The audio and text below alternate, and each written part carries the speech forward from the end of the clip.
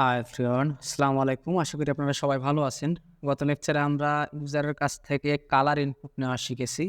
So আজকের লেকচারে আমরা ইউজারের কাছ থেকে ডেট ইনপুট নিব। ফর এক্সাম্পল, ধরেন যে ইউজারের কাছ থেকে আমরা বার্থডে ইনপুট নিচ্ছি, তাই না? তো সেটা কিভাবে নেওয়া যায়? তো চলুন আমরা ভিজুয়াল স্টুডিও কোডে চলে আসলাম। আমরা কালারের উপরে বার্থডেটা নিয়ে নিব। দ্যাটস ওয়াই আমরা প্যারাগ্রাফ এলিমেন্টের উপরে আমরা তৈরি করব।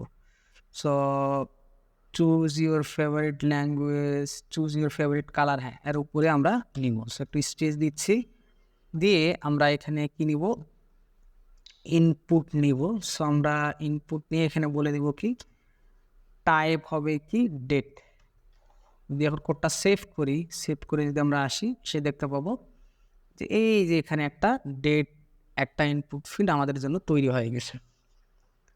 সো আমরা আরেকটু যদি ক্লিয়ার করে বলতে চাই, তার আগে আমাদের কি নিতে হবে, লেবেল। আমরা লেবেল নিচ্ছি, লেবেল নিয়ে লেবেলের মধ্যে আমরা কি বলতেছি,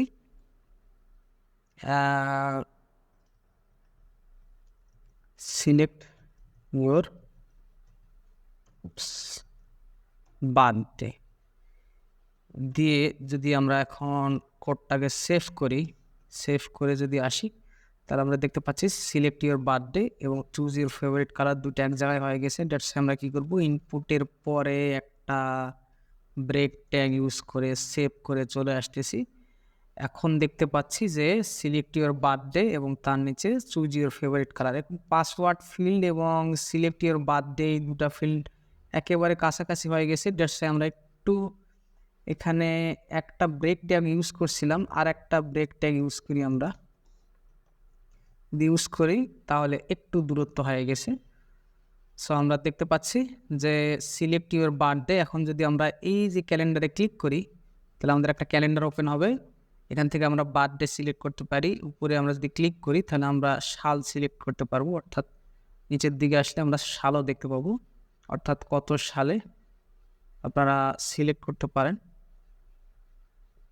উপরের দিকে যদি তাহলে নিচের দিকে সালগুলা দেখতে পাবেন। যেহেতু আমার বার্থডে 97 এবং আমি বলতেছি না তারিখ কত, জাস্ট আমি খালি একটু সিলেক্ট করে দিচ্ছি, ডিফল্ট একটা ভ্যালু দিয়ে দিচ্ছি। দিয়ে যদি আমি দিয়ে দেই, তাহলে আমি বার্থডে আমার সিলেক্ট করে ফেললাম। সো আমরা আরেকটু দেখি আমাদের কি করতে হবে। আমাদের যেহেতু আমরা বার্থডে আমাদের লেভেলের ভিতরে আমরা ফর অ্যাট্রিবিউট, সেখানে ইনপুটের জন্য, ইনপুট ফিল্ডের জন্য আমাদের কি দিতে হবে, একটা আইডি দিতে হবে, তাই না?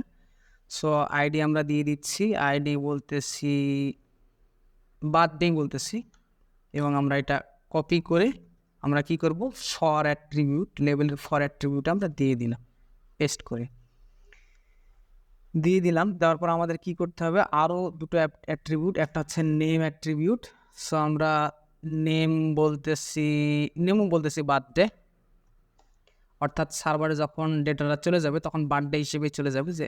এবং ভ্যালু এখানে খুব একটা ইফেক্ট না ভ্যালু, কারণ আপনারা ডিফল্ট ভ্যালু কি পাঠাবেন। আপনি চাইলে ইউজার যদি কোনো বার্থডে না দেয়, সেক্ষেত্রে আপনি একটা ডিফল্ট ভ্যালু আপনি দিতে পারেন। ফর এক্সাম্পল, আমি মনে করি ব্ল্যাঙ্ক রাখাই ভালো, আপনি যে কোনো একটা ভ্যালু দিতে পারেন। ডেট যেমন ধরেন যে 2023 হাইফেন বার্থডে তো 2023 হয় না, ধরেন যে 2000 সালে দিলাম। দেন হচ্ছে হাইফেন দিয়ে বললাম যে 3য় মাস, দেন হাইফেন দিয়ে দিলাম একটা ডিফল্ট ভ্যালু। অর্থাৎ ইউজার যদি কোনো বার্থডে সিলেক্ট না করে, তাহলে ডিফল্ট একটা ভ্যালু এই যে এখানে শো করতেছে, তাই না? আমরা যে ডিফল্ট ভ্যালুটা দিয়ে দিয়েছি, সেই ডিফল্ট ভ্যালুটা এখানে শো করতেছে। সো আমরা দেখলাম যে কিভাবে আমরা ইউজারের কাছ থেকে বার্থডে ইনপুট বা ডেট ইনপুট নিতে পারি। দেখা হচ্ছে পরবর্তী লেসনে। সে পর্যন্ত ভালো থাকবেন, সুস্থ থাকবেন। আল্লাহ হাফেজ।